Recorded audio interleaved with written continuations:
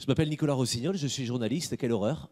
Et comme n'importe quel journaliste, je ne vais pas insulter mes camarades, j'en ai de brillantissimes pas loin de moi, mais comme n'importe quel journaliste, je ne connais pas grand-chose. Et j'ai un bonheur immense de venir à vos côtés aujourd'hui pour apprendre, pour échanger, pour partager avec celles et ceux qui ont accepté votre invitation. Et au-delà de cette ouverture officielle de l'année du verre, qui se déroule en même temps d'ailleurs que l'inauguration à Genève aujourd'hui, on a le plaisir de découvrir celles et ceux qui font le verre, finalement, cette belle famille du verre aujourd'hui. Emmanuel Normand, quelques mots, vous êtes le vice-président de développement durable chez Saint-Gobain. Oui, merci, bonjour à tous. Bon, Saint-Gobain est une entreprise un peu plus jeune que la vôtre, puisque créée en 1665 pour la construction de la galerie des glaces du château de Versailles. Et ce qui est merveilleux, c'est que les métiers verriers restent encore au cœur des métiers faits par Saint-Gobain. C'est le verre plat, c'est la laine de verre, c'est la fibre de verre. Aujourd'hui, c'est un groupe qui fait 40 milliards d'euros de chiffre d'affaires, qui est présent industriellement dans 70 pays, avec 180 000 employés, et un marché principal qui est le marché du bâtiment, mais également le marché de l'automobile avec le vitrage automobile, et un engagement, et j'aurai l'occasion de le dire, sur le développement durable, en particulier sur la décarbonation, qui est extrêmement fort. On va pouvoir se le dire aussi dans quelques instants. Qu'est-ce que c'est la RSE finalement et la décarbonation dans un groupe comme le vôtre?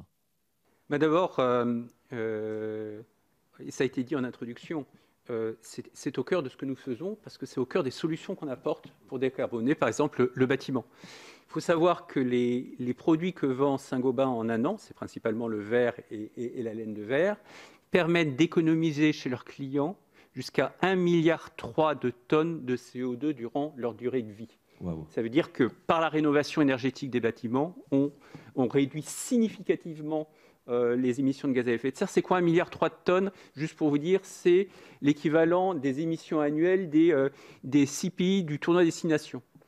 C'est énorme. Dit autrement, en 3 mois, on économise à l'utilisation des solutions l'énergie qui a été nécessaire pour les produire. Mais ça ne veut pas dire qu'il faut en rester là. Bien sûr. À partir du moment où le verre est intensif en énergie, il faut arriver à comprendre comment décarboner le verre et toutes les productions de Saint-Gobain. Saint-Gobain s'est engagé à être neutre en carbone en 2050.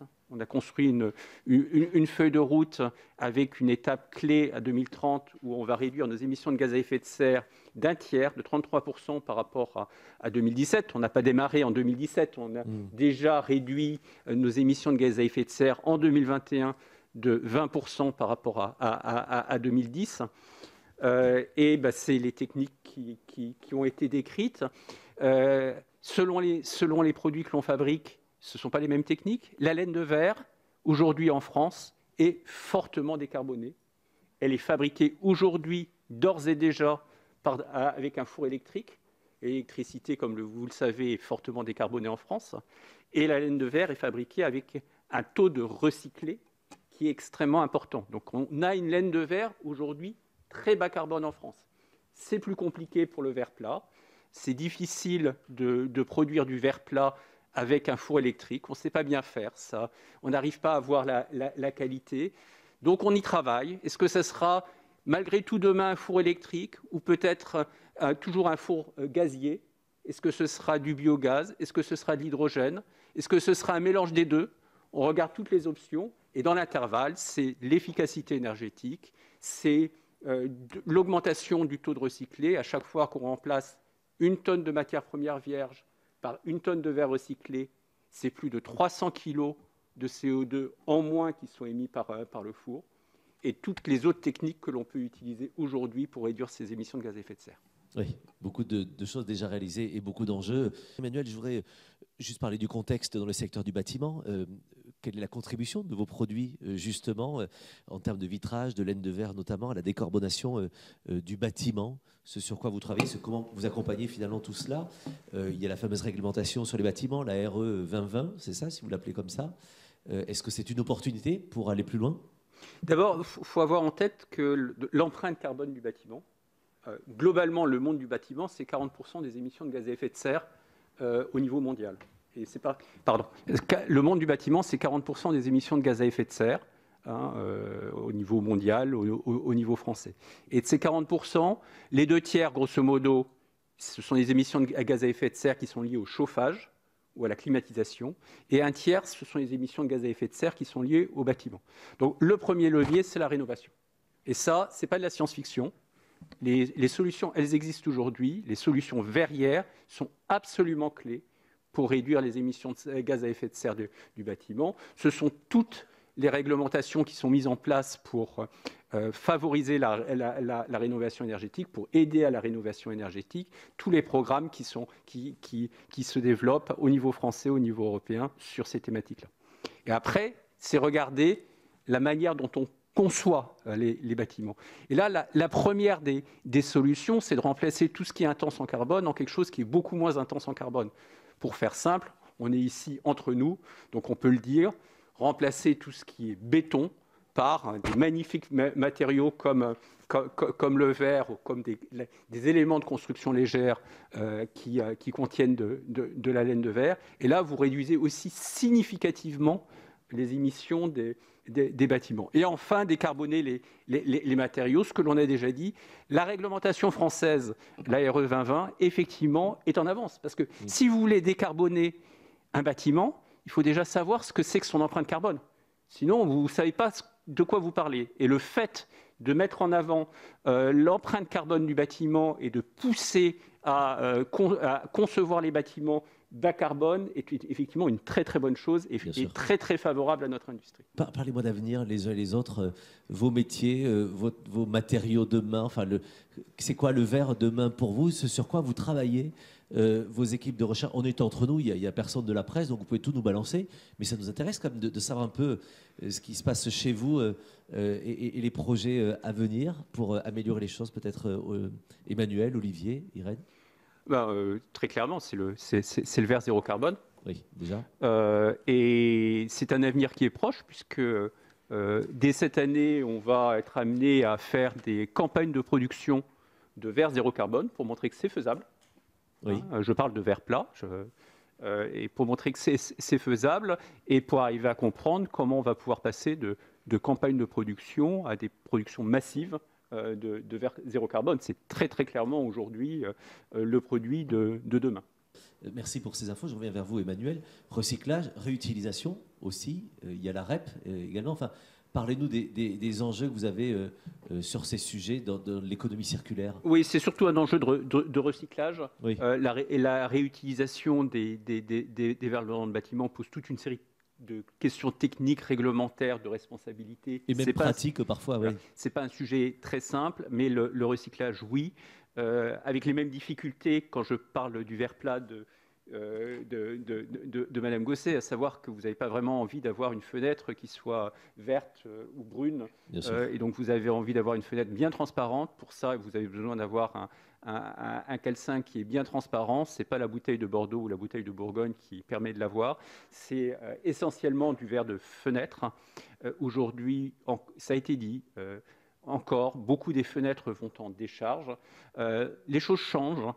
Ces 2 dernières années, on est passé de 90 tonnes de fenêtres recyclées à 1300 tonnes de fenêtres recyclées. Donc c'est faisable. Oui. La REP, on y est extrêmement favorable, parce qu'on est absolument convaincu que ça va permettre d'accélérer les choses. Techniquement, qu'est-ce qu'il faut ? Quand vous enlevez une fenêtre, il ne faut pas la béner et que ça casse et que ça se mélange avec le bois et les clous. Il faut arriver à ce que ça aille de manière intègre à un endroit où c'est démonté proprement et vous puissiez réutiliser tous les différents matériaux et en particulier le verre en s'assurant de la bonne qualité. Parce que bien évidemment, le poison, ce sont tous les polluants qu'il peut y avoir. Je disais tout à l'heure à Nicolas Rossignol que quand vous buvez une bouteille de bière un peu à l'ancienne avec le bouchon en céramique et que vous vous dites c'est pas très grave, je vais aller mettre dans la benne la bouteille avec son bouchon en céramique, si ce bouchon en céramique se retrouve dans un four de laine de verre, vous fusillez l'assiette de fibrage, c'est